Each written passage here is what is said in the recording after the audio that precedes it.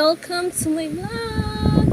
So, mag-vlog tayo ngayon kung paano mag-sign out sa inyong phone. So, how to sign out in Gmail account on your phone. So, tuturuan ko kayo. First step, pumunta sa Gmail. Then, next, punta po kayo dito sa line na tatlong line. Then next, punta po kayo sa settings.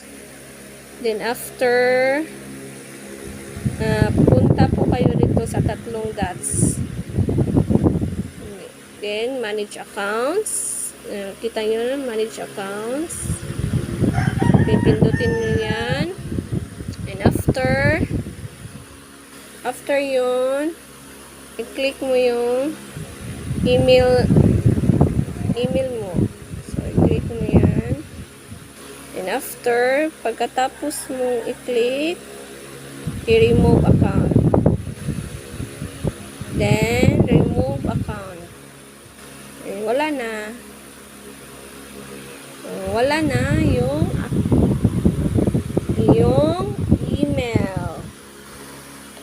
Thank you for watching.